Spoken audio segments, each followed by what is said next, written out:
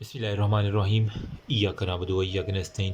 तो guys finally जो है ना वो पेपर तो हो गया, लेकिन मुझे अभी जो नम्ज़ वाले हैं ना, ठीक है, चंद स्टूडेंट वहाँ से जो है ना रिक्वेस्ट आई कि पूरी बिहेवियर साइंस जो है ना वो कंप्लीट करवा दें, जिस तरह मैंने 1 नाइट में या 2 आवर्स के अंदर मैंने कंप्लीट करवाई है ना, ठीक है, कुछ टॉपिक्स।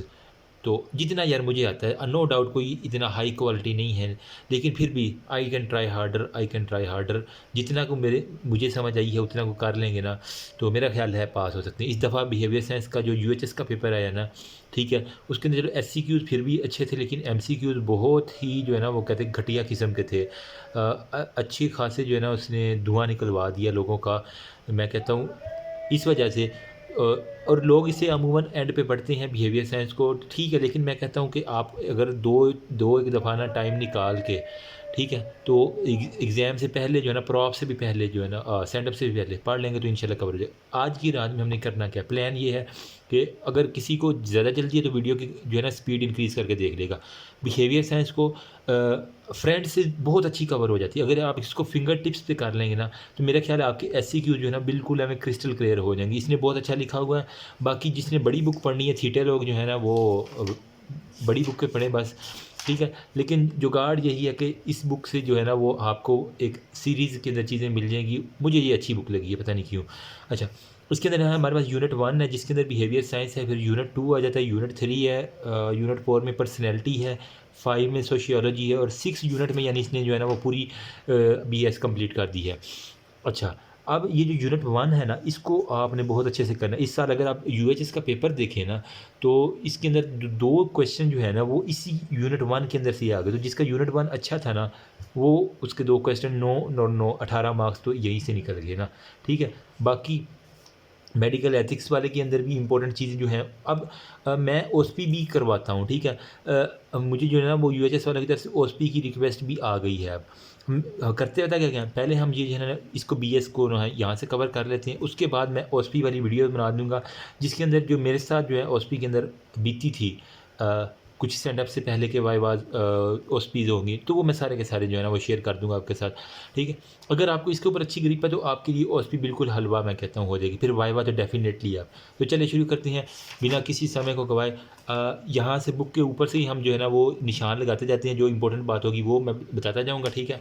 अब इसके अंदर जो है ना ये 1947 वाली किताब है, प्लीज़ इसको इग्नोर मारिएगा, जितने जो गंद मारा हुआ है ना इसके ऊपर, गंद क्या कहें, लेकिन ये एक अच्छी चीज़ भी आपको बाहर जब दूसरी बार पढ़ती है ना तो आपके न्यूरॉन्स जो है ना वो इसको जल्दी डिटेक्ट कर लेते हैं। सबसे पहले इंट्रोडक्शन ऑफ बिहेवियर साइंस, जो कि ह्यूमन बिहेवियर को ना स्टडी करने के लिए होती है। अब इसके अंदर साइकोलॉजी, सोशियोलॉजी और एंथ्रोपोलॉजी 3 चीज़ें होती हैं। मतलब एपीएस आर्मी पब्लिक स्कूल से था, ठीक है। अगर कोई पूछे व्हाट इज़ बिहेवियर साइंस, तो आप कहें कि आपने दिमाग में लाना एपीएस, एंथ्रोपोलॉजी, सोशियोलॉजी, और हमारे पास सोशियोलॉजी और साइकोलॉजी पी वाला, ठीक है। अब एंथ्रोपोलॉजी को एंथ्रोपोलॉजी जो है ना बेसिकली जो कल्चर होता है ना इंसान का, उसको geographical distribution of the human being, ये एक आपके पास एक दफ़ा आया हुआ है एमसीक्यू भी, व्हाट इज़ एंथ्रोपोलॉजी। तो ये स्टडी ऑफ द कल्चर है, जियोग्राफिकल डिस्ट्रीब्यूशन हो गया, साइन एंड सिम्टम्स सारे के सारे हो जाती हैं। नेक्स्ट हमारे पास आता है कॉन्सेप्ट ऑफ होलिस्टिक मेडिसिन।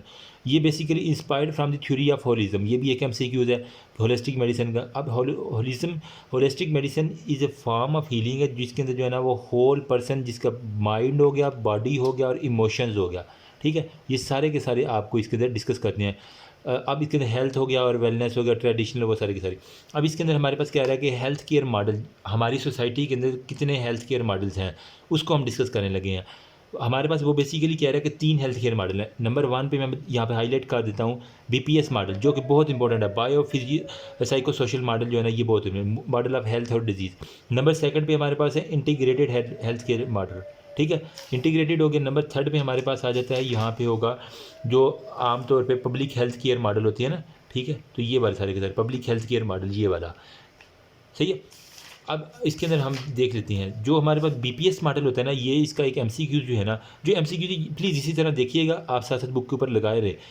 ये जॉर्ज एंजल जो है ना, ये एक एमसीक्यूज आया हुआ, जॉर्ज एंजल ने बीपीएस मॉडल दिया था।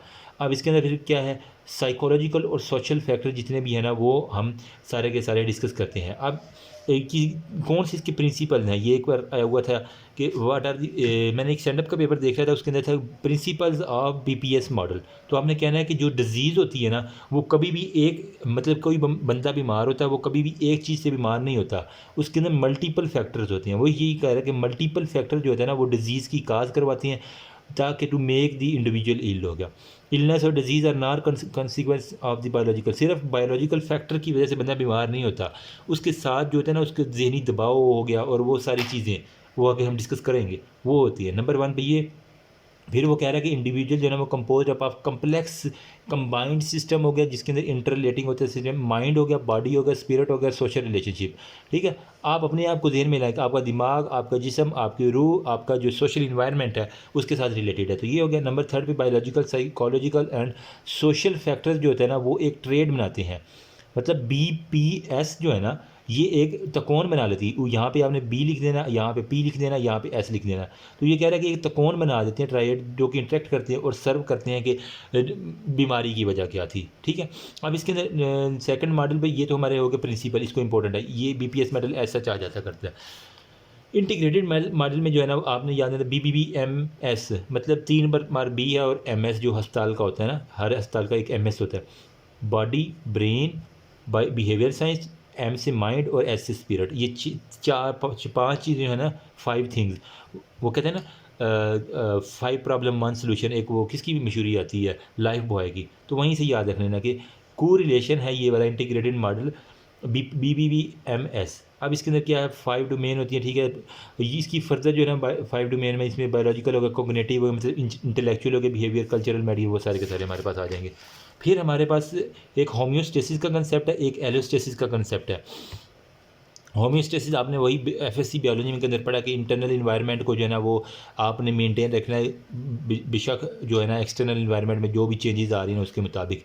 एलोस्टेसिस में क्या होता है, यहाँ भी क्या होता है, जब हमें गर्मी लगती है तो हमारा जिस्म एक्टिवेट होता है, जब हमें सर्दी लगती है तो हमारा जिस्म एक्टिवेट होता है। इसके अंदर एलोस्टेसिस में क्या होता है, हमें पता है कि बर्फ़बारी होने वाली है, तो हम पहले से जो है ना कुछ ना कुछ इंतज़ामात कर लें। तो एरोस्टेसिस सेम यही मीनिंग देता है कि हम पहले से कोई अडाप्टेशन कर लें, predicting the challenges in advance. पहले हमें पता है कि अगर आगे जो है ना रास्ता ख़राब है, तो हम अपने जो है ना वो टायर अच्छे कर लें, ट्यूब अच्छी कर लें गाड़ी की। तो वो यही सिंपल एग्जाम्पल के तौर पर बता रहे हैं। तो इसी को हम कहते हैं mechanism in which individual make adaptation by proceeding changes in advance rather than reaction. ठीक है, अब इसके अंदर क्या होता है, हम क्या करते हैं, अगर कोई बंदा वो कह रहा है कि वर्क शेड्यूल जो है ना वो एडवांस के अंदर, हार्ड डेज़ के अंदर कोई गर्मी में काम कर रहा है, तो अपने पहले से ही जो है ना वो एक्स्ट्रा जो है ना वो नमकियात और पानी, शरबत वगैरह जो है ना वो अपने साथ लेके जाएगा, ताकि वो आने वाली गर्मी से बच सके। फिर हमारे पास वो इंटीग्रेटेड मॉडल में कह रहा है कि यूज टेस्ट की डेफिनेशन ऐसा चाहिए हुई थी कि मतलब कोई भी एक मैक्सिमम दर्जा होता है ना किसी चीज़ का। देखो, हर चीज़ की एक एक्सट्रीम होती है, तो उस एक्सट्रीम के ऊपर जब हम स्ट्रेस अप्लाई कर रहे हैं, अर्थ कर यहाँ तक अगर पहुँच गई, ये मैक्सिमम स्ट्रेस है, इसे हम कह रहे हैं कि ये optimum degree of the stress जो होती है, इसे हम यूज स्ट्रेस कहते हैं। यूज स्ट्रेस या जो भी आप पढ़ लें इस तरह से। फिर डिस्ट्रेस क्या करती है, जब हम ऑप्टिमम से भी ज़्यादा स्ट्रेस, हद से ज़्यादा बढ़ाएंगे, तो वो क्या करेगा, उसे हम डिस्ट्रेस करेंगे। इन विच होम्योस्टेसिस और एलोस्टेसिस फंक्शन आर चैलेंज। ये दोनों फंक्शन जो है ना बॉडी के, वो खतरे में पड़ जाते हैं, तो इससे हम कहते हैं कि वे डिस्ट्रेस। ठीक है, तो ये देखो होम्योस्टेसिस और वो सारे के सारे हमारे पास चैलेंजेज हो जाते हैं। अब हमारे पास क्लिनिकल एप्लीकेशंस आ जाती हैं, वो आपने सिर्फ कहानी पढ़ लीजिएगा। कर्व का बता देता हूँ। ये अगर आपको एक दफ़ा स्टैंड अप के पेपर के अंदर मैंने देखा था कि डोडेंसन कर्व जो होता है ना, वो हमारे पास आई हुई थी। एक्स एक्सिस पे स्ट्रेस लेवल लिखते हैं ना, वाई एक्सिस पे परफॉर्मेंस। ठीक है, अब देखो जिस तरह हमें स्ट्रेस बढ़ती जाएगी, हम पढ़ाई ज़्यादा करते जाएंगे। इसको मैं स्टडी से कोरिलेट कर रहा हूँ। ठीक है, एग्ज़ाम आ रहे हैं, हमारे ऊपर स्ट्रेस बढ़ रहा है, तो हमारी परफॉर्मेंस इंक्रीज़ हो रही है। पहले थोड़ा इनएक्टिव थे, फिर हम रिलैक्स हो गए, फिर हमने काम करना शुरू कर दिया। फिर क्या होता है, जब बंदा 12-14 घंटे पढ़ता रहता है, तो उसके बाद बंदे को फटीग हो जाती है। लेकिन फिर भी वो पढ़ता रहता है। ठीक है, तो उससे वो एग्जॉस्ट होना शुरू हो जाता है, मतलब उससे कुछ समझ नहीं आता। ठीक है, लेकिन फिर भी वो कहता है नहीं यार, मैंने तो पढ़ना है, 24 घंटे आज पढ़ना है। उसकी ने स्ट्रेस को मज़ीद बढ़ाया, तो एंजाइटी, पैनिक, और उसे गुस्सा आने लग गया। कोई भी उससे बात करता था, वो कुत्ते की तरह उसे ना मारने के लिए पड़ जाता था। ठीक है, लेकिन फिर भी नहीं वो रुका, तो फिर वो क्या हुआ, आखिरकार वो बेहोश हुआ, फेलियर ब्रेक डाउन हुआ और अस्पताल पहुँच गया। ठीक है, तो ये होती है। इसको मैंने स्टडी के साथ रिलेट करके देखा है, तो आप अगर आ जाए तो आप इसी तरह बना के इसको 4 दरमियान में 3 विकेटें लगा दीजिएगा, ऊपर एक पहाड़ बना के ना, तो यहाँ आपको यर्क-डोडेंसन कर्व आप बना सकते हैं, स्ट्रेस परफॉर्मेंस कर्व, इस तरह दोनों लफ्ज़ आपको आने चाहिए, ठीक है। उसके बाद सिकनेस है और सिक रोल, बाकी कहानी आप साथ साथ पढ़ लीजिए, समझ आ जाएगी। मोटी मोटी चीज़ें बता। सिकनेस में बेसिकली क्या होता है, जो बीइंग सिक होगा, फीलिंग ऑफ बीइंग सिक जो होता है ना, नॉइशियस होगा, उसी को हम सिकनेस कहते हैं। सिक रोल के बारे में बहुत ज़्यादा आया हुआ है, ठीक है। Individual show inability to perform his daily routine, ठीक है। मतलब जो बंदा बीमार होता है वो अपनी डेली रूटीन परफॉर्म नहीं कर पा रहा होता है, वजह क्या है, वो फोकस नहीं कर पा रहा, वो मेंटली डिस्टर्ब है, बॉडीली डिस्टर्ब है, तो ये हम कहते हैं कि ये मे सक्सीड इन फ्रीइंग। अच्छा, कुछ लोग सिक रोल को जो है ना वो एज ड्यूटी से ना छुटकारा पाने के लिए, कि हम काम ना करना पड़े, काम चोर लोग, अमूमन उनके लिए जो है ना सिक रोल का लफ्ज़ इस्तेमाल किया गया, ठीक है। मेलेंगरिंग जो होता है ना एक लफ्ज़ है जिसके अंदर जो है नेगेटिव टर्म है use to describe we fake sick, मतलब कोई भी जो है ना वो बंदा है खाम है जो है ना वो कंडीशनल मरीज़ कुछ होते हैं कि वो डॉक्टर साहब मैं तो मर गया, हाय मैं मर गया, लेकिन होता कुछ भी नहीं उन्हें, उसे हम कहते हैं मेलेंगरिंग, ठीक है। तो ये उसी की जो है ना वो मॉडिफाइड फॉर्म है सिक रोल की। इसके अंदर क्या होता है, adopt to avoid the responsibility begin social, अपना सोशल और फाइनेंशियल एडवांटेज हासिल करने के लिए वो सारे के सारे कुत्ते काम करता है, ठीक है। अब फिर हमारे पास इलनेस आती है, बीमारी, जिसके अंदर हमारे पास वो अफेक्ट करती है बॉडी और माइंड को। फिर हमारे पास डिजीज़ आती है, डिजीज़ के अंदर जो है ना एट्रीब्यूटेड टू काज हो गया, मतलब वो बैक्टीरिया की वजह से हुआ, बिहेवियर है, बायोलॉजिकल या सोशल है, किसी की वजह से। फिर हमारे पास थर्ड मॉडल है, फर्स्ट में हमने पढ़ा बीपीएस मॉडल, सेकंड में हमने पढ़ा इंटीग्रेटेड मॉडल, थर्ड में हमारे पास है पब्लिक हेल्थ केयर मॉडल। इसके अंदर क्या है हमारे पास, जो आपने हर इलाके में होता है BH, देहातों में BHURIC होते हैं ना, ठीक है। आजकल यहाँ पे जो नंबर भी मिलती है लोगों को, बड़ा कोई थका फूटा सिस्टम है, लेकिन फिर भी मानना पड़ेगा, ठीक है। ये क्या करते हैं, प्रिवेंशन ऑफ इलनेस, प्रमोशन और प्रोटेक्शन ऑफ हेल्थ है, लोअर लेवल जो होता है ना, कहते हैं WHO जो है ना, वर्ल्ड हेल्थ ऑर्गेनाइजेशन प्रमोट करती है पब्लिक हेल्थ केयर्स को to approach in addition to hospital. वो कहता है अस्पतालों के साथ जो है ना पब्लिक हेल्थ केयर सेंटर भी बनाए। वो आपने देखा होगा गाँव के अंदर जच्चा बच्चा नाम से इस तरह के आपको अजीब सी चीज़ें मिलती हैं, तो वो क्या प्राइमरी हेल्थ केयर सेंटर होगा, इंतहाई बेकार, ना कोई सहूलत है, डॉक्टर बेचारा वहीं पे मैंने देखा है, ये यू ब्लडी सिविलियन वहाँ पे मार खप रहे होते हैं, ठीक है। चाइल्ड हेल्थ केयर प्रोग्राम जो होता है ना, जिसके अंदर फिर वगैरह एड्स, मुझे नहीं लगता कोई ये ख़ास उसका फ़ायदा होता होगा। लोग फिर भी जो है ना वो अस्पतालों का रुख करते हैं कि भाई अच्छे से हमें नाकाम जो डॉक्टर बैठा है, ऐसे ही कहते हैं, अल्लाह की कसम ऐसे कहते हैं, मैंने खुद अपने कानों से सुना हुआ है, ठीक है। जो सिविलियन लोग हैं ना वो बहुत ज़्यादा बता सकेंगे इसके बारे में, मैं तो चलो। अच्छा, अब हमारे पास non pharmacological intervention in the clinical, मतलब हम हर चीज़ भी, हर बीमारी को दवाई से कंट्रोल नहीं करना, दवाई के साथ कुछ आपने दवाई के बगैर कुछ इसकी काउंसलिंग भी करनी है, बातों से भी जो है ना, वो कहते हैं ना डॉक्टर की आधी बात से बंदा ठीक हो जाता है, तो वो यही बात है non pharmacological intervention in clinical practice. होता क्या है इसके अंदर, कहता है use to decrease the pain और डिजीज़ हो गया, ठीक है। अगर कोई बहुत ही पेन में, उससे आप अच्छी अच्छी बातें करेंगे ना, उससे हंसी मजाक करके उसकी काउंसलिंग करेंगे, नहीं यार तुम ठीक हो जाओगे, अल्लाह के ऊपर जो यकीन रखो, तो इंशाल्लाह वो ठीक हो भी जाता है। आदि तो है ना वो नॉन फार्माकोलॉजिकल इंटरवेंशन जो है इसके अंदर क्या होता है, आपकी कम्युनिकेशन स्किल, डॉक्टर जो जितना अच्छा बोल सकता है ना डॉक्टर, वो उतना अच्छा जो है ना वो कामयाब डॉक्टर है, मैं कहता हूँ। फिर वो जितना सा काउंसल कर सकते, मतलब आपको मोटिवेशन स्पीकर भी होना चाहिए। फिर आपको इन्फॉर्मेशन केयर, मतलब आपने उसको बताने का तरीका आना चाहिए कि तुम्हारे अंदर ये बीमारी है तो इसको हम इस तरह ट्रीट करेंगे। अब एज सच इसी तरह भी एक दफ़ा क्वेश्चन आया हुआ, non pharmacological intervention of clinical practice, तो आपने 3 लिखना है। मतलब मैंने याद किया था ICC इंटरनेशनल क्रिकेट बोर्ड होता है ना, तो वहीं से आप निमोनिक याद कर लें, कम्युनिकेशन स्किल, काउंसलिंग और इन्फॉर्मेशन केयर, ठीक हो गया। अब हमारे पास कम्युनिकेशन स्किल, मतलब बोलने का तरीका किस तरह आपने बेहतर करना है, वो अभी मैं बताने लगा हूँ। इसके अंदर क्या होता है जो है ना, ability to convey information to another effectively and efficiently between doctor और पेशेंट के दरमियान हमारे पास एक कम्युनिकेशन। सबसे पहले क्या करना आपने, अटेंडिंग एंड लिसनिंग जो होता है ना, वो उसको पेशेंट को कहना है कि पेशेंट को अटेंड करना है, उसकी बात सुननी है। फिर नंबर सेकंड पे क्या करना है, एक्टिव लिसनिंग।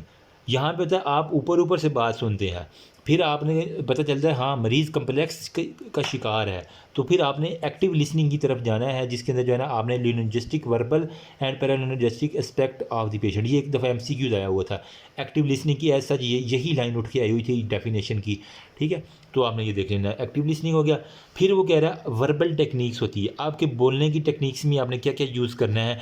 आपने उससे क्वेश्चनिंग करनी है, फ्यूनलिंग करनी है, पैराफ्रेजिंग करनी है, एम्पैथी बिल्डिंग करनी है, सिलेक्टिव रिफ्लेक्शन करनी है और चेकिंग फॉर अंडरस्टैंडिंग। क्वेश्चन में हमने कैसे सवाल करने हैं। देखिए क्वेश्चन होता है आपको दर्द हो रहा है, नहीं हो रहा, वो कहेगा हाँ ना, एक किस तरह का होता है। फिर आप पूछेंगे आपको कहाँ पे दर्द हो रहा है, तो फिर डॉक्टर साहब मुझे जो है दिन के वक्त दर्द होता था, शाम के वक्त। फिर कहेंगे किस किस वक्त किस तरह जो है ना वो ख़त्म होता है। तो ये मतलब एक होगा close ended question, open ended और लीडिंग क्वेश्चन।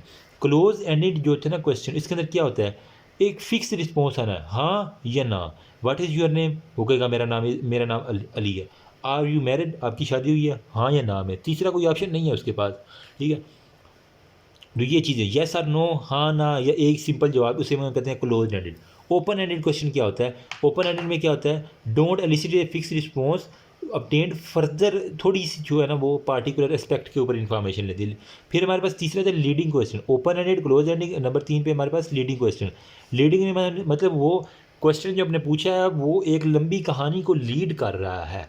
क्या होगा आपके पास, वाई व्हेन व्हाट आपकी ज़ुबान के अंदर यूज़ देगा, कब कब आपको दर्द होती है, क्यों दर्द होती है, खाना खाने से पहले होती है, बाद में होती है। तो जो कहानी सुनाने वाली क्वेश्चन है ना, जिससे कहानी पे कहानी बनती है, उसे हम कहते हैं लर्निंग क्वेश्चन, ठीक है।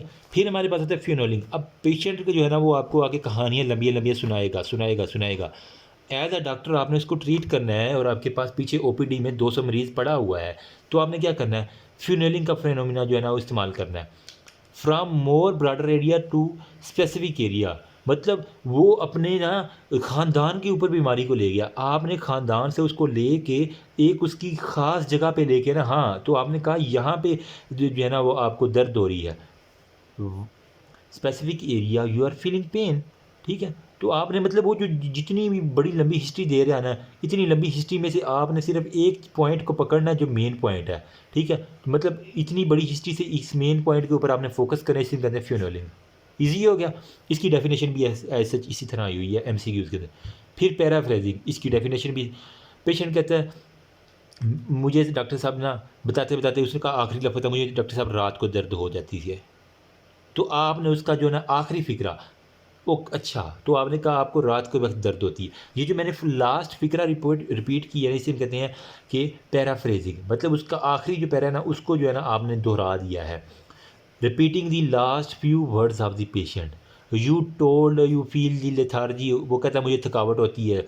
इज़ इट राइट, आपने मुझे क्या ये ठीक बात है, ठीक है। एक स्पेसिफिक एरिया पे ऊपर आ गए फ्यूनलिंग के बाद उसको जो है ना वो आखिरी लफ्ज़ को रिपीट करना है, पैराफ्रेजिंग होगा। फिर एम्पैथी बिल्डिंग, अब आपको पता चल गया, तो कहता हाँ आपको पता चल गया हाँ उसे बहुत शदीद दर्द है, तो आपने उसके साथ हमदर्दी दिखानी है। एम्पैथी किस तरह बिल्ड करनी है, putting yourself into the situation, मतलब आपने इसे शो करवाना कि आपको ही अगर उसकी जगह होता तो आपको इस तरह दर्द होनी ही थी, ठीक है। और आप इस तरह किस तरह अवॉइड करेंगे इसको, वो सारी कहानी आपने बतानी है। फिर क्या करना है, ये बताएंगे ना तो थोड़ा सा ना वो नंब सा हो जाएगा, ठीक है। पेशेंट के ऊपर एक सख्ता सा तारी हो जाए, जिससे हम कहते हैं सिलेक्टिव रिफ्लेक्शन। इसकी भी इसी तरह technique bring feeling attach to the various symptoms हो गया। आपने फिर उससे पूछना how does you feel your pain, you start feel pain में on walking of for a few minute, चंद मिनट चलने के बाद आपने उसको जो है ना नमनेस से निकालना है। तो आपने उसको इस तरह क्वेश्चन पूछने शुरू कर दिए। फिर हमने चेक फॉर अंडरस्टैंडिंग, मतलब आपने कहना बंदा ज़िंदा भी है या कहीं सख्ते के अंदर वाकई नहीं चला गया। तो इसके अंदर आपने कहना कि समराइज़ करना है ना, तो आपने पूछना कि यार आज क्या डेट है, तो उसके ऊपर वो कमेंट करेगा कि ask patient to comment on it, ठीक है। कुछ भी आप उससे क्वेश्चन पूछ लें ताकि आप उसकी अंडरस्टैंडिंग को चेक कर सकें। हाँ अगर उससे मोस्टली पूछा था व्हाट इज़ टुडे डेट, आज की तारीख क्या यार बताना, अगर वो ठीक तारीख बता दे, उसे पता हो, तो इसका मतलब उसकी अंडरस्टैंडिंग ठीक है। लेकिन अगर वो गलत बता रहा है तारीख, वो बता ही नहीं पा रहा, अक्सर होता है ना बीमारी का सुन के, तो इसे हम कहते हैं कि हमने चेक करनी है अंडरस्टैंडिंग को।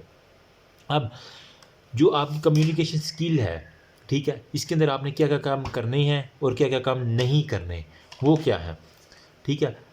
जो कम्युनिकेशन स्किल को ऑब्स्ट्रक्ट करती हैं चीज़ें वो कौन कौन सी हैं, जो इम्प्रूव करती हैं। आपने किस तरह अपनी कम्युनिकेशन स्किल को इम्प्रूव करना है, पहले मैं वो बता देता हूँ।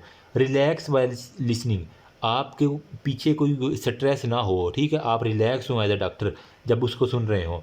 यूज़ मिनिमल प्रॉम्प्ट, मतलब उसको टोकना जो है ना वो कम से कम रखें, और फौरी तौर पे आंसर देने से परहेज़ करें, ठीक है। स्क्वेयरली टू द रिलेशन, मतलब 45 डिग्री सेंटीग्रेड पे स्क्वेयरली जो है ना आपने उसके ऊपर बैठना है। लीन स्लाइटली टूवर्ड अपने ये क्लाइंट जो है ना वो पेशेंट को ही कह रहा है, क्योंकि वो उसे फीस दे के जा रहा है डॉक्टर को। आपने पेशेंट की तरफ थोड़ा सा ना आगे की तरफ झुक के बैठना है, ताकि पेशेंट को फील हो, हाँ ये मेरी बात गौर से सुन रहा है यार। फिर आपने ओपन बॉडी पोजीशन, मतलब जो है ना वो relation to the patient, patient के साथ जो है ना थोड़ा सा ओपनली। फिर आपने आई कॉन्टैक्ट, जिस बंदे का आई कॉन्टैक्ट अच्छा है ना वो एक अच्छा डॉक्टर है, मेरा ये बिलीव है, ठीक है। तो अपना आई कॉन्टैक्ट, पेशेंट की आई के साथ आई मिलाना सीखें, ये एक होता है। Listen for the message content हो गया, listen for feeling, respond to the feeling और पैरानोज, ये मतलब आप खुद भी लिख सकते हैं, 2-4 पॉइंट यहाँ से और 2-4 आपको जो अच्छे अच्छे आते हैं ना वो आप लिख दीजिएगा, जो आपकी कम्युनिकेशन स्किल को इम्प्रूव कर सकें। आप इसके अंदर लिखते हैं हल्का फुल्का जो है ना वो जोक भी बता सकते हैं या इस तरह। फिर जो चीज़ें ऑब्स्ट्रक्ट करती हैं कम्युनिटी, जो आपकी कम्युनिकेशन स्किल को ख़राब करती हैं, लेक ऑफ एक्सक्लूसिविटी, मतलब आप उसको ना वार्ड के अंदर ही पकड़ के जो है ना उसे बताना शुरू करें, वो पेशेंट परेशान हो जाएगा, यार ये मेरी तो बेइज्जती कर रहा है, आपने एक्सक्लूसिविटी नहीं ली। फिर ये अगर डॉक्टर पहले ही परेशान है, घर से वो बीवी से लड़ के आया हुआ है, उसका बच्चा बीमार है, तो वो कम्युनिकेशन स्किल अच्छी नहीं कर सकेगा, डेफिनेटली नहीं करेगा। फ्रीक्वेंट इंटरप्शन, मतलब बार बार जो है ना उसका पीए आ रहा है, डॉक्टर साहब वहाँ पे जो है ना वो दवाई ख़त्म हो गई है, डॉक्टर साहब वहाँ पे लड़ाई हो गई या वहाँ पे फलां हो गया, वहाँ पे आपको डिस्टर्ब कर रहा है। डे ड्रीमिंग, मतलब सारी रात सोया नहीं, पता नहीं क्या टपाटप काम करता रहा डॉक्टर, तो उसको दिन के वक्त जनाब नींदें आ रही हैं, तो ये भी जो है ना वो अच्छी कम्युनिकेशन स्किल नहीं है एक बात, ठीक है। डॉक्टर को चाहिए कि अपनी अच्छी नींद पूरी करके आया करे घर से। अनकम्फर्टेबल सीटिंग, ये सरकारी अस्पतालों के ऊपर बिल्कुल फिट आती है। खटमल भरे जो है ना वो चेयर्स मैंने अपनी आँखों से देखे हुए हैं। जो सरकारी अस्पताल में जाएँगे ना, कभी आप अपने इलाके का बीएचयू आरएचसी देखें ना, अब शायद थोड़ा-सा इम्प्रूव हो गया, लेकिन पहले जो है ना जब मैं छोटा था, मैं देखता था वहाँ पे टूटी हुई कुर्सियाँ पड़ी हुई थी, अल्लाह की कसम टूटी हुई कुर्सियाँ, भैंसें बंधी हुई थी। अनकम्फर्टेबल सीटिंग वहाँ पे, ठीक है। नॉन वर्बल जो होता है ना वो cues due to active listening और लेक ऑफ अटेंशन ना देना पेशेंट को। ऑफेंसिव रिमार्क्स का मतलब सेलेक्टिव लिसनिंग में थोड़ी थोड़ी बात सुनना, थोड़ी थोड़ी ना सुनना। तो ये क्वेश्चन एक इंपॉर्टेंट क्वेश्चन है, आपको आना चाहिए ये भी और ये भी, मतलब ये पूरा चैप्टर ही इंपॉर्टेंट है कम्युनिकेशन स्किल। फिर सेकंड पॉइंट पे हमने कहा था काउंसलिंग, जो कि नॉन फार्माकोलॉजिकल इंटरवेंशन का दूसरा स्टेप है counselling.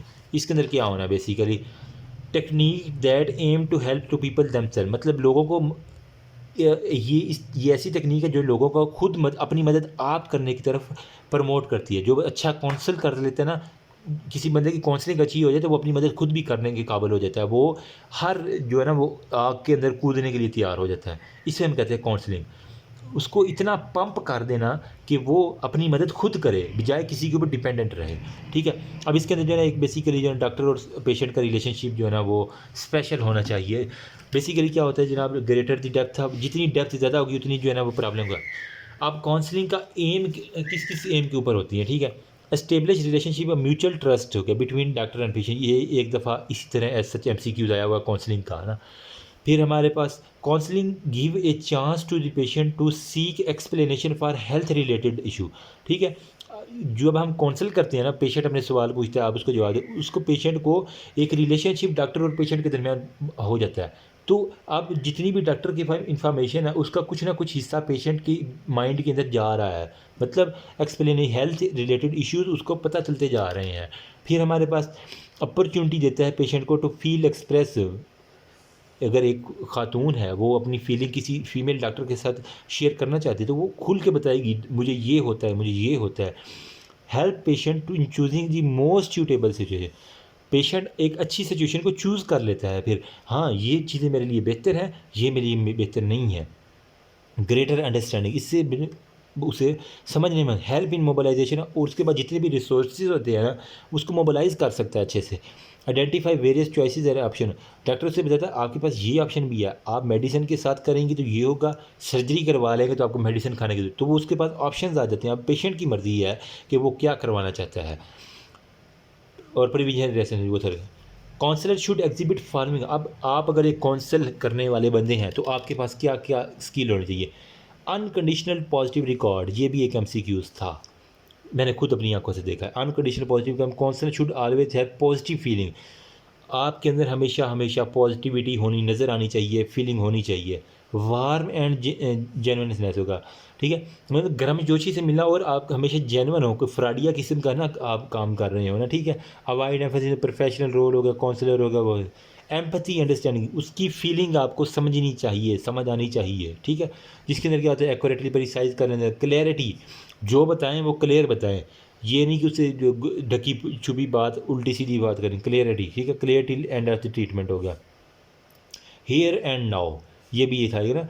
The distress patient would like to talk excessively about their past in order to avoid the reality of patient, their concept he should, मतलब वो कह रहा है कि पेशेंट जो है ना वो अपने माजी के ऊपर बड़ा फोकस करने शुरू कर देता है, लेकिन आपने उसको माजी से हाल के ऊपर लेके आना। यार तुम अभी माजी में नहीं बैठे, अपने हाल के ऊपर फोकस करो, अभी जो तुम्हारे साथ हो रहा है उसको बताओ मुझे।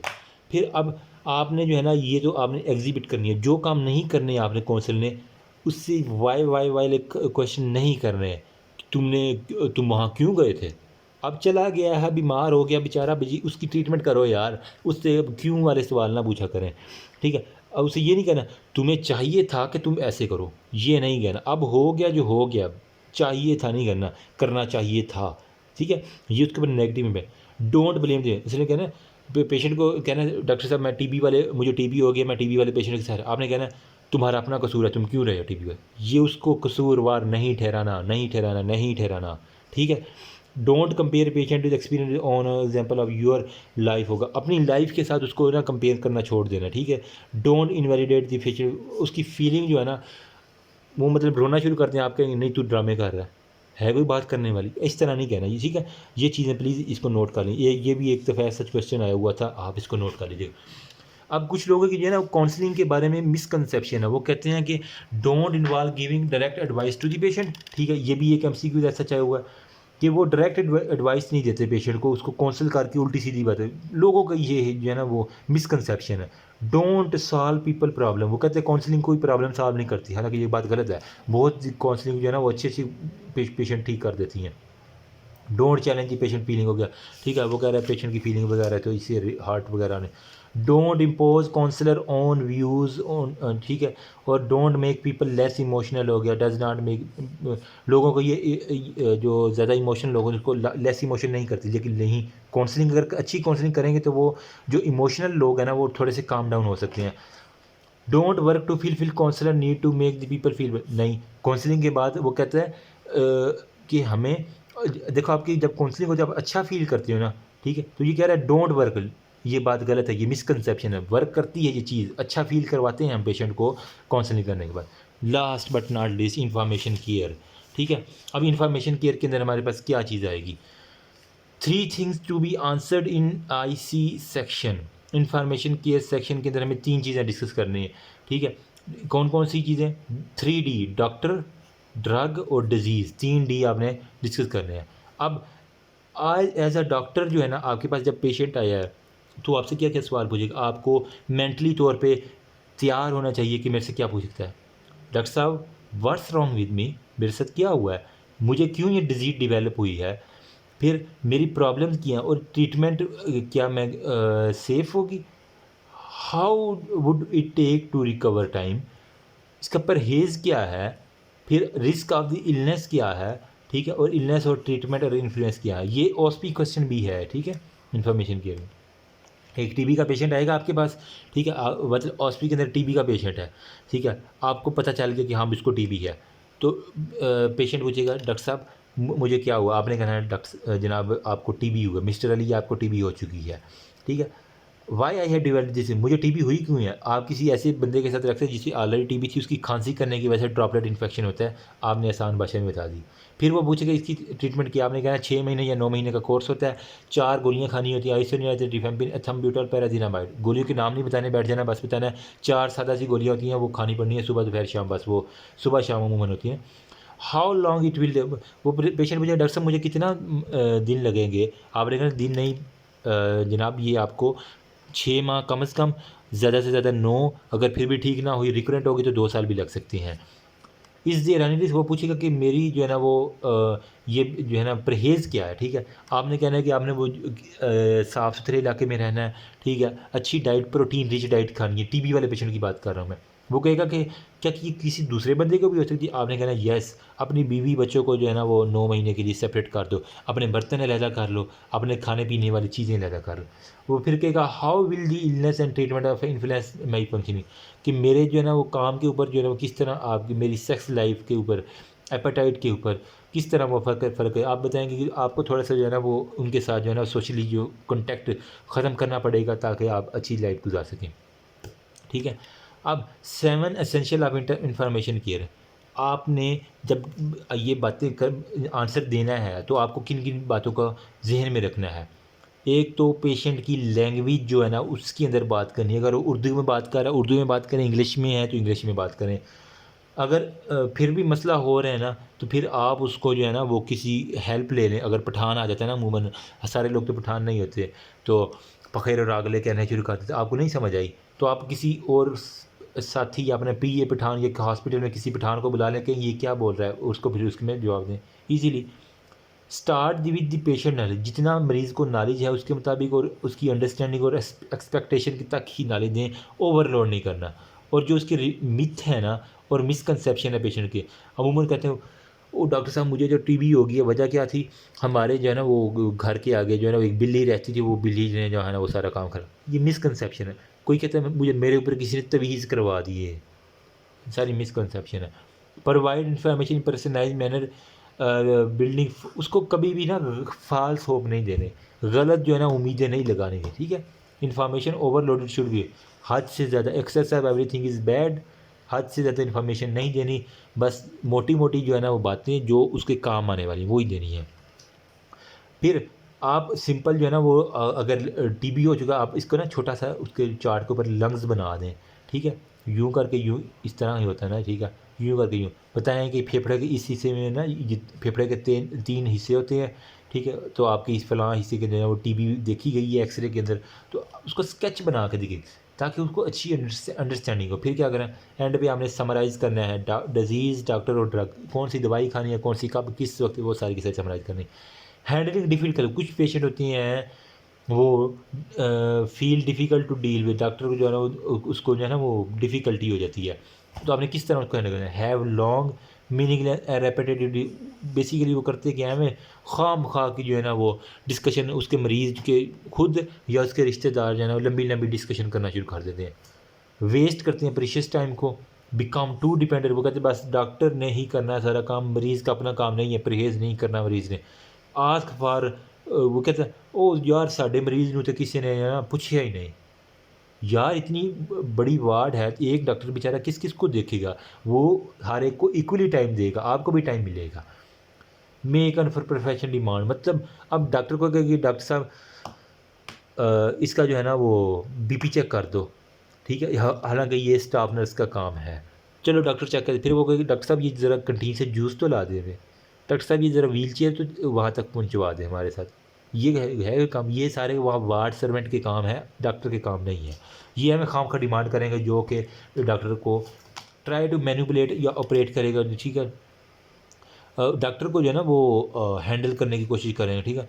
Become angry when thing go through their don't go, मतलब जब उनके हक में जो है ना वो पेशेंट ठीक नहीं हो रहा, उसका जो है ना रिकवर नहीं हो रहा, उसके ऊपर दवाई असर नहीं कर रही, कोई जेनेटिक प्रॉब्लम, लेकिन वो क्या करेंगे, एंग्री हो जाएंगे, बिकम रूड हो गया, बिहेव एग्रेसिवली हो गया, ठीक है?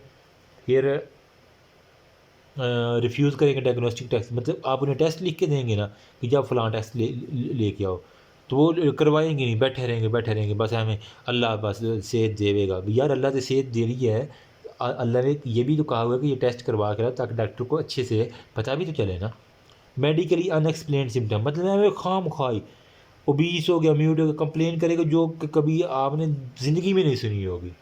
एवें खाम-खा कंप्लेन करेगा, मेरे लक्क च पीड़ होंदी है, मेरे नाल दंद च भी दर्द हो जाती है, ते मेरे फलां ते फलां ते फलां ते फलां, पता नहीं क्या-क्या।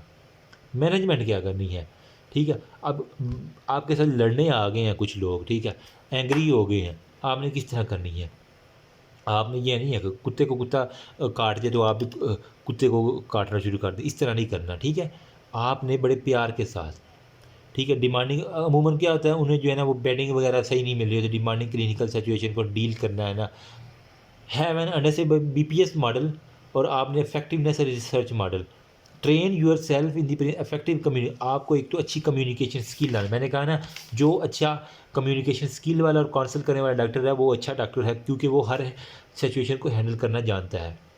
लर्न अपने आप को रिलैक्स करने की तकनीक आपको आनी चाहिए, गुस्से पे काबू। हज़रत अली रहमतुल्लाह अलैह का कौल है ना, पहलवान वो नहीं है जो किसी को अखाड़े में पिछाड़ दे, बल्कि पहलवान वो है जो गुस्से पे काबू रख सके, ठीक है? तो अपने गुस्से को जो है ना वो हमेशा काबू रखना है, कभी भी मरीज़ के ऊपर आपने चलाना नहीं है।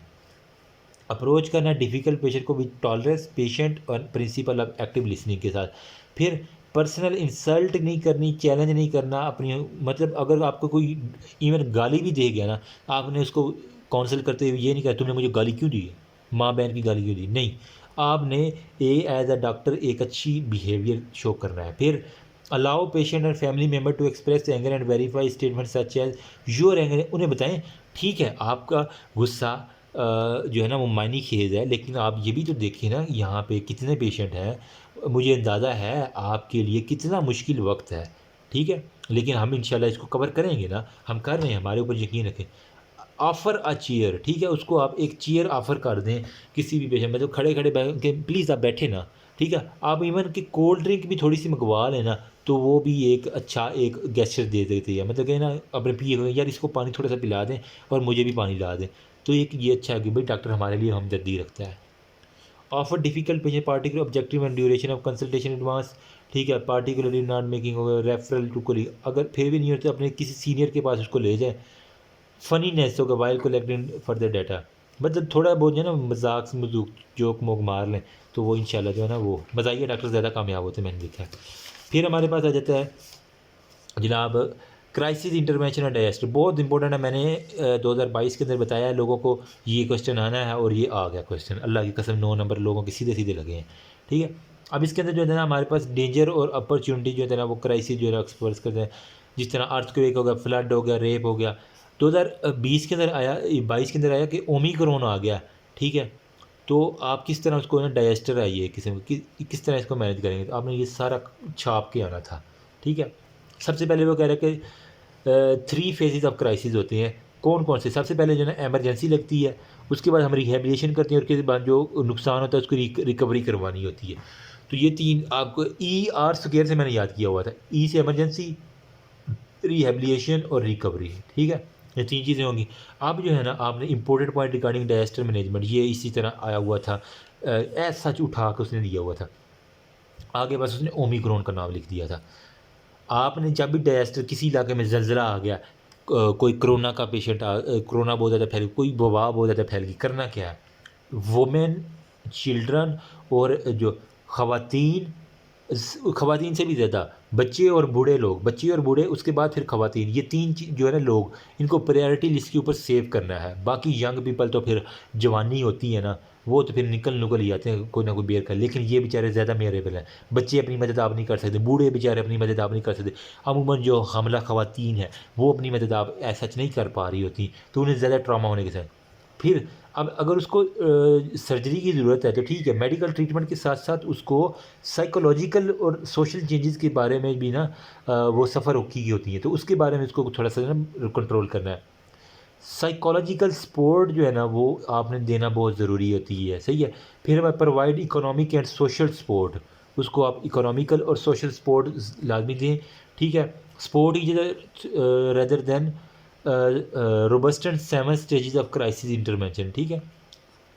अब ये robust and 7 stages of crisis to rely outside help alone हो गया, ठीक है? उन्हें कहे कि अपनी मदद आप भी करें ना, ये भी तो हमने फॉलो करना, लेकिन अपनी मदद आप करें, ये मैं बताता हूँ क्या होता है। फिर ए वेव ऑफ सेकंड डायजेस्टर जो है ना, अगर एक दफ़ा कोरोना की वेव आई, दूसरी वेव आई, तीसरी वेव आई, तो उससे हमने बचने के लिए, ठीक है? या फिर कहीं कॉलरा बहुत ज़्यादा फैल, टाइफाइड फैल, तो आपने सेफ़ हाइजीन हो गया, वाटर हो गया, वेस्ट, उसके लिए भी आपने कुछ ना कुछ इकदाम करने हैं। ये डायजेस्टर को मैनेजमेंट करने के तरीके हैं सारे। About third individual develop post traumatic condition होगा, करेक्टराइज बाय डिप्रेशन होगा। डिप्रेशन वगैरह वही एंजाइटी, साइकोलॉजिकल सपोर्ट देनी है, stay in touch with the family, उस फैमिली और उसके घर वालों के साथ इन टच रहना है। क्वेश्चन फिर आपने जो है ना ये लाजमी बनाना है, जब भी ये क्वेश्चन आ जाए प्लीज़ इसको स्केल के साथ जो है ना ये लाइनें लगाइएगा, हाथ से बहुत बुरी लगती हैं। फिर अगर स्केल नहीं है आपके पास, तो आपके पास जो आईडी कार्ड होता है या कॉलेज कार्ड होता है उसको पकड़ के यूँ उससे लाइनें लगा लीजिएगा, थोड़ा सा बेटर लगेगा। सबसे पहले जो है ना इसका निमोनिक मैंने कि इस तरह याद है, PEID, पेड GF2, मैंने तो ये निमोनिक रखा हुआ था, ठीक है। बहुत से और भी निमोनिक बनाए थे, लेकिन मुझे अभी जो याद आ रहा है ना वो मैं ये है, पेड PEID, मतलब यहाँ पे लिख देता हूँ ना, PEID, फिर क्या था G और 2 मरतबा F था, F2, ठीक है।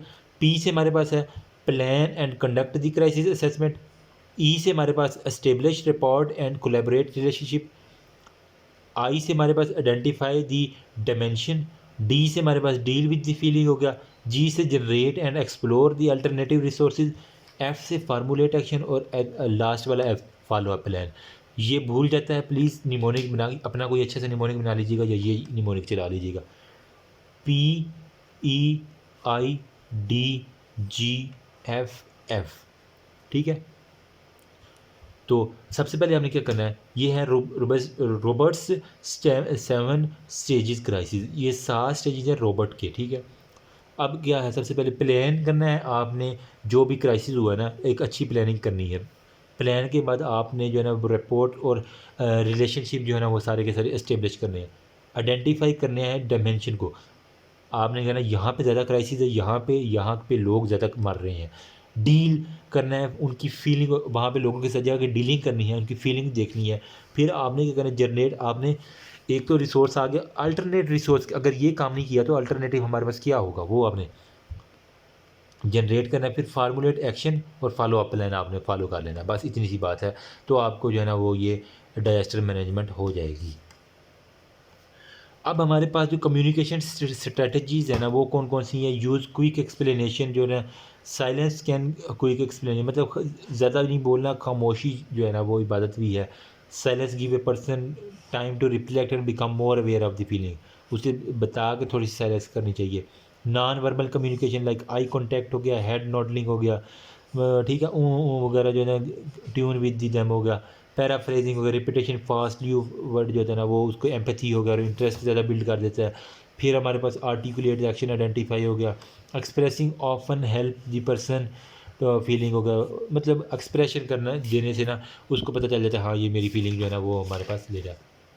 अब जो चीज़ें करनी हैं और जो नहीं करनी, जिस तरह हमने कहा था ना यहाँ पे कम्युनिकेशन स्किल के अंदर जो चीज़ें अब्स्ट्रक्ट करती है और जो चीज़ें फेवर करती हैं, सेम यही है।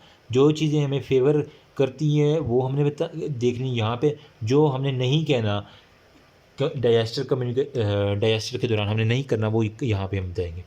जो चीज़ें करने वाली हैं वो क्या करना है, नॉर्मल रिएक्शन उन्हें बताना है, ठीक है, कि this is the normal reaction to the abnormal situation. ये सेम एज सच यही लाइन उठ के आई हुई थी MCQs की, this is the normal reaction. ये अब नॉर्मल कंडीशन में हर कोई बंदा परेशान होता है तो उसे बताएं कि this is the normal reaction to that अब नॉर्मल सिचुएशन। ये जो सिचुएशन बनी हुई है ना इसके ऊपर जो जो आपका अब नॉर्मल रिएक्शन है ये एक नॉर्मल हर बंदा इसी तरह करेगा। It is understandable that you feel this way, मुझे पता है कि आप इस तरह फील कर रहे हैं। इट वाज ना, इसमें आपकी कोई गलती नहीं है, आपने अपना बेस्ट दिया है, इससे उसके बंदे को मोटिवेशन आती है जो क्राइसिस के अंदर होता है। I am sorry this is, मुझे अफसोस है कि यार ये हुआ है, नहीं होना चाहिए था, ठीक है। फिर हमारे पास थिंग विल गेट बेटर, उसे पॉजिटिव जो है ना vibes they, things will get better, you will feel better, ये चीज़ें ठीक हो जाएंगी, ये वक्त भी गुजर जाएगा और आप वक्त के साथ साथ अपने अंदर बेहतरी महसूस करेंगे, तो उससे इसकी बड़ी मोटिवेशन मिलती है उस बंदे को जो डायस्टर के अंदर रगड़ा गया होता है। अब जो बात आपने नहीं करनी वो क्या है, इट इज़ बेस्ट टू से उसे क्या, जा जा अपना काम कर, ये बात नहीं कहनी कभी भी डायस्टर वाले को, परेशान होता है उससे अच्छे से बात करनी है। I know you just how you feel, मुझे भी पता है तुम किस तरह फील कर रहे हो, ये इससे रूड बात नहीं करनी। ये नहीं कहना कि ये जो ज़लज़ला आया हुआ है ना या ये जो कोरोना आया हुआ है इससे भी ख़तरनाक हो सकता है, तुम मर भी सकते थे, it could has been worsen, ये बात कभी नहीं कहनी है आपने उससे।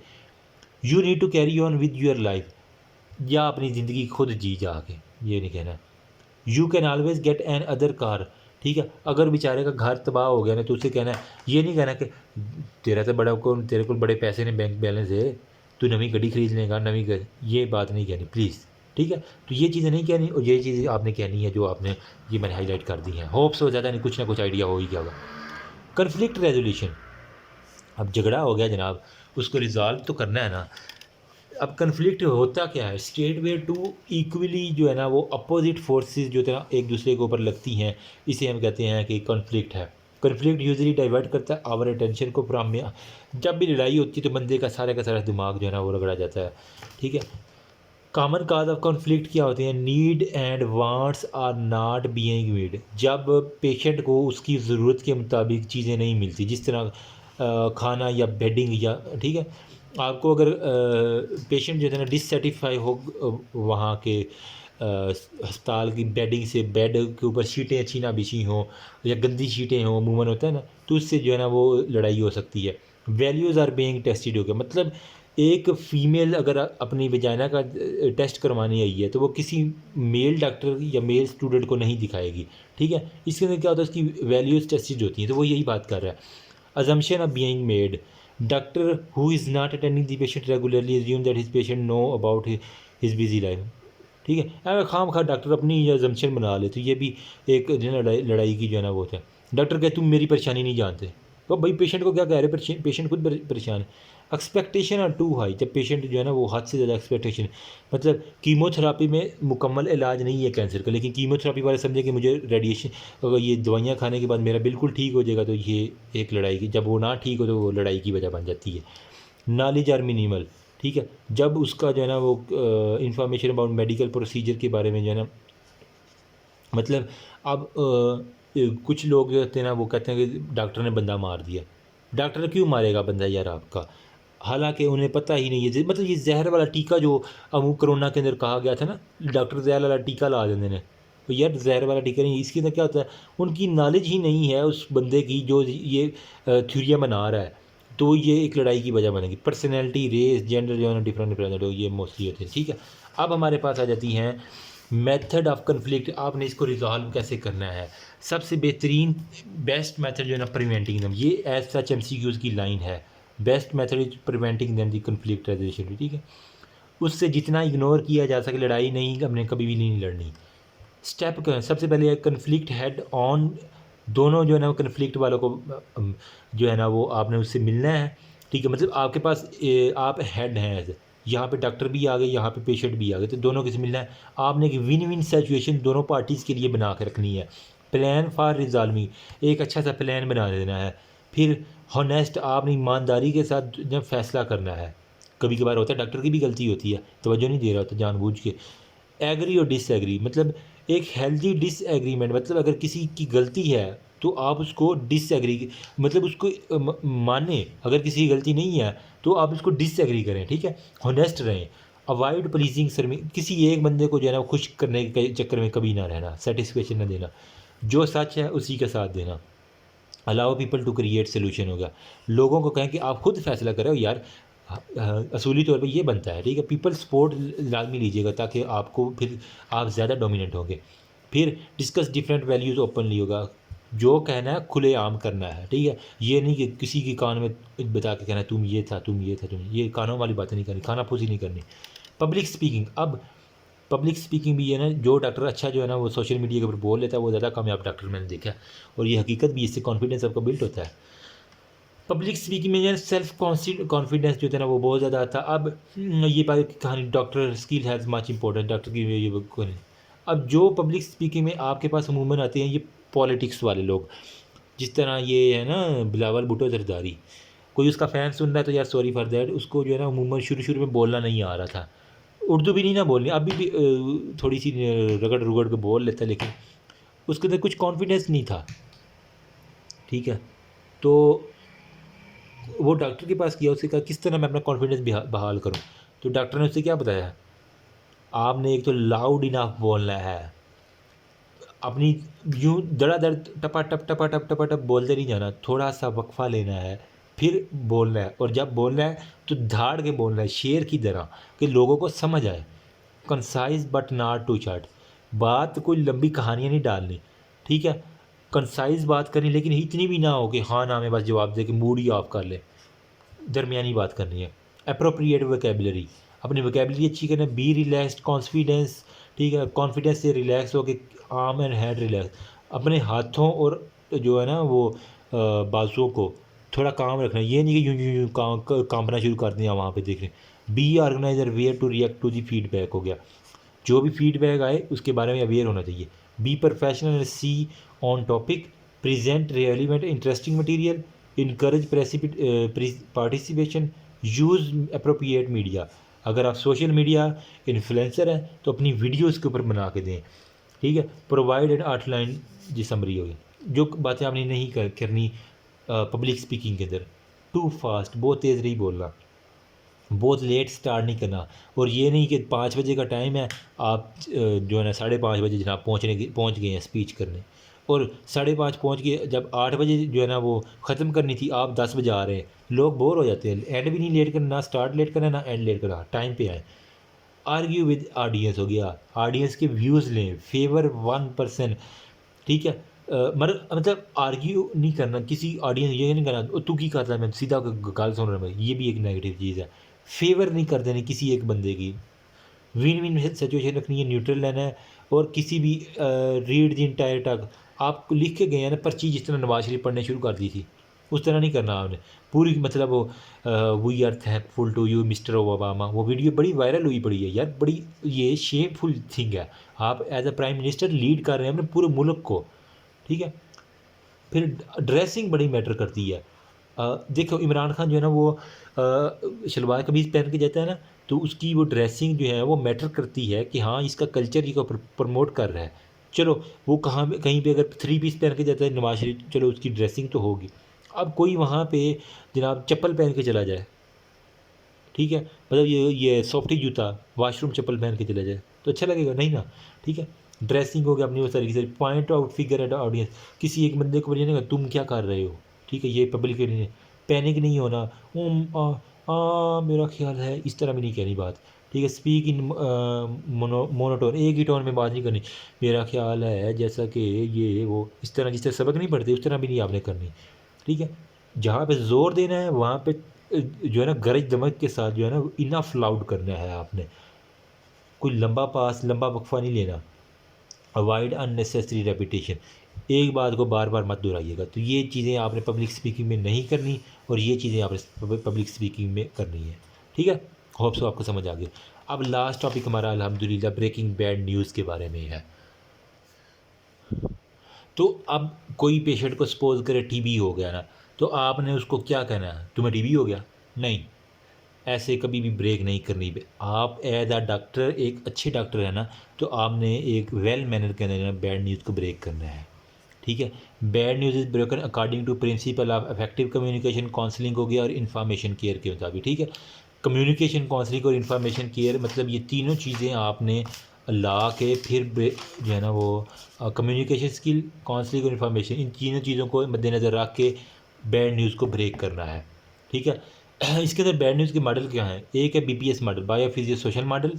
नंबर सेकंड पे हमारे पास आ जाता है इंडिविजुअल डिस्क्लोजर मेथड, फिर full disclosure model, paternalistic model और नॉन डिस्क्लोजर मेथड। ये 5 टोटल मॉडल आपके पास बन रहे हैं, ठीक है। 5 मॉडल जो है ना ये आप इनमें से कोई एक फॉलो कर लेना, ब्रेक करनी है जब आपने बैड न्यूज़। बीपीएस मॉडल जो है बेस्ट रिकमेंडेड मेथड है पूरी दुनिया के अंदर, किसी भी ने। इसका निमोनिक क्या है, निमोनिक में से क्या है स्पाइक, ठीक है। इसी तरह पॉइंट आपने लिखने हैं, हो बहू आगे पीछे नहीं लिखने, ठीक है। स्पाइक याद करो, एस से हमारे पास होता है सिटिंग एंड सेटिंग, पी से हमारे पास पेशेंट परसेप्शन, आई से हमारे पास इन्विटेशन, के से हमारे पास नॉलेज, ई से हमारे पास आ जाता है एम्पैथी बिल्डिंग, और एस से आ जाता है समराइज, ठीक है। सेटिंग एंड सिटिंग में क्या होता है, सबसे पहले सेटिंग में इसने निमोनिक दिया हुआ एलाइजा बी, एक एलाइजा टेस्ट होता है ना, तो ई से हमारे पास एक्सक्लूसिविटी, आई से हमारे पास इन्वॉल्वमेंट, एस से सिटिंग, बी अटेंटिव, एल से हमारे पास लिसनिंग, और ए से हमारे पास अवेलेबिलिटी होगा, ठीक है। तो एलाइजा बी के ये सारे निमोनिक पूरे हो जाते हैं इसके अंदर, ये मैंने साइड पे लिखे भी हुए हैं। एक्सक्लूसिव मतलब आपने यूं ही रश के अंदर नहीं उसको बताना शुरू कर तुम्हें टीबी हो गया। आपने उसको एक अलहदा कमरे में प्राइवेट रूम में लेके जाना है जहाँ पे पेशेंट और डॉक्टर अलहदा हों, ठीक है। अब पेशेंट की है कि वो अपने किसी फैमिली मेम्बर को इन्वॉल्व करना, आप कहेंगे आप ये खबर देखो, ये ऑस्पी का क्वेश्चन भी है। तो हमने सबसे पहले ना उसको हम लेके जाना है किसी प्राइवेट रूम में, उसको फिर पूछना है इन्वॉल्व करना है कि आप अपने किसी दोस्त या फैमिली मेम्बर को इन्वॉल्व करना चाहेंगे या खुद अकेले सुनना चाहेंगे। वो कहेगा हाँ मैं करना चाहूँगा, कहेगा मैं अकेला सुनना चाहूँ। फिर आपने उसको बिठाया है, ठीक है। अब कह रहा है 45 डिग्री जो है ना वो बेस्ट है, मतलब ये डॉक्टर का टेबल है, यहाँ पे डॉक्टर की चेयर है ना, तो ठीक है ऑलमोस्ट यहाँ पे 45 बनता है ना, ठीक है यहाँ पे, ठीक है। टेबल के बिल्कुल इस साइड पे एक चेयर पड़ी होती है, 45 डिग्री का जो है ना ये बनता है। तो 45 डिग्री जो है ना वो बेस्ट जो है ना वो एंगल है जिसके ऊपर पेशेंट को बैठ के आप बता सकते हैं। फिर हमारे पास वो कह रहा है बी अटेंटिव एंड काम हो गया, ठीक है। आपने अपने आप को भी सुकून में रखना है, ये नहीं कि उसे बीमारी होगी तो आप खुद पैनिक हो जाए, बेचारे के साथ नहीं होना चाहिए। आई जो है ना कॉन्टैक्ट एक अच्छा रखना है, और shift your gaze to patient start to कराए, ठीक है। फिर हमारे पास लिसनिंग मोड में silence and repetition of few last word जो होते हैं ना मैसेज करता है कि you are listening well. Availability, give your patient a clear indication of time and availability to the patient, मतलब वो जो भी क्वेश्चन पूछे उसका अवेलेबल आंसर जो है ना वो टाइम के ऊपर देना चाहिए। पेशेंट परिसेप्शन क्या है, आप अपनी बीमारी के आप पेशेंट से पूछेंगे कि आप अपनी बीमारी के बारे में क्या जानते हैं, सब बिठू लिया ना आपने उसको पेशेंट को, उसके बाद आप यहाँ पे मतलब यहाँ पे 45 डिग्री पे बैठ गया, फिर आपने कहना है पहला क्वेश्चन पूछना है आप अपनी बीमारी के बारे में क्या जानते हैं। इसको हम कहते हैं पेशेंट की परिसेप्शन को देखना, ठीक है। आप अपनी बीमारी के बारे में what do you know about your disease before you tell you ask, ठीक है। और ये इसी तरह एमसीक्यूज आया हुआ था कि इसको हम क्या कहते हैं, इसे हम कहते हैं पेशेंट परिसेप्शन। फिर इन्विटेशन, आप अपनी बीमारी के बारे में और क्या आपने पहले पूछना था, आपने आप टीबी के बारे में क्या जानते हैं, ठीक है। वो बताएगा डॉक्टर साहब ये जनाब खांसी होती बड़ी, ठीक है। फिर आप उसके ये तो गया आपकी परिसेप्शन। फिर उसकी इन्विटेशन, आपने कहना आप इसके बारे में और कुछ बातें मेरे से पूछना चाहते हैं जो आपको नहीं पता, इसे हम कहते हैं इन्विटेशन। आप अपनी बीमारी के बारे में और क्या जानना चाहते हैं, ठीक है। फिर जब वो पूछ लेगा तो फिर आपने उसको नॉलेज देना है सारे का सारा। टेक्निकल एंड साइंटिफिक लैंग्वेज आपने अवॉइड नहीं करनी, मेडिकल लैंग्वेज नहीं आपने कहना कि ब्रोंक्यूल्स आ रहे हैं आपके लैंग्वेज, इस तरह नहीं कहना आपने, ठीक है। या कह रहे हैं केशियस जो है ना वो कार्सिनोमा और ग्रेनुलोमा बन रहा है, इस तरह नहीं कहना। सिंपल लैंग्वेज यूज़ करनी है। क्या मैं आपको एक बात ठीक से समझ, उससे पूछना कि मैं समझा रहा हूँ, ठीक है। फिर बैड न्यूज़ में जैसे अनफॉर्चुनेटली सारा नॉलेज देने के बाद उसके बताने का अनफॉर्चुनेटली मेरे पास आपको बताने के लिए कुछ जो है ना वो अच्छी न्यूज़ नहीं है, आपको टीबी हो चुकी है, ठीक है।